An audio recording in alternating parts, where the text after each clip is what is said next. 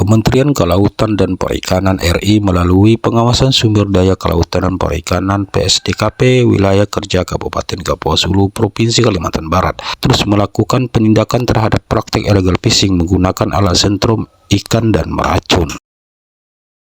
Baik, di tahun 2025 ini PSDKP Wilker Kapuas Hulu sudah menerima 2 pengaduan masyarakat, di mana masyarakat ini melaporkan adanya kegiatan penangkapan ikan dengan menggunakan strum. Untuk langkah-langkah yang sudah kita lakukan, yang pertama kita membuat laporan kepada pimpinan untuk kita tindak lanjut. Terus kemudian sesuai dengan arahan pimpinan, kita melakukan sosialisasi ke masyarakat terkait dengan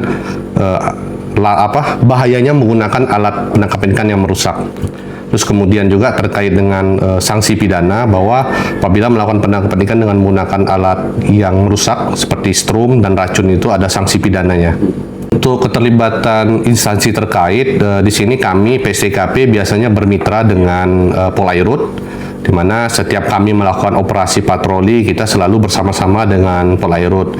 Namun di sini juga saya ingin menyampaikan bahwasanya terkait dengan perairan darat ini merupakan kewenangan pemerintah daerah. Jadi saya harap kita bisa bersama-sama dengan instansi terkait dan pemerintah daerah untuk membantu, mendukung, menjaga kelestarian sumber daya ikan dan juga bisa ambil peran lah untuk membuat langkah-langkah untuk memberantas kegiatan yang dilarang tersebut.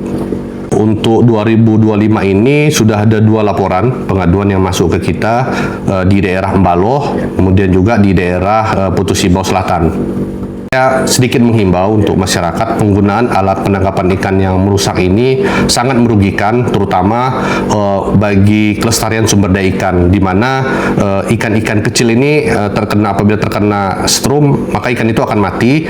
Nah, sedangkan ikan-ikan kecil merupakan sumber makanan untuk ikan-ikan besar. Jadi apabila ikan-ikan kecil itu mati, saya rasa ikan-ikan besar juga tidak akan datang ke daerah tersebut, maka pendapatan lain juga akan berkurang dengan menggunakan alat strum. Kedua, telur-telur ikan itu bisa rusak terkena alat setrum, karena ikan ini biasanya meletakkan telurnya itu di kayu, di daun. Jadi apabila terkena alat setrum itu kayak bahasa kita tuh telurnya jadi rusak bangar lah.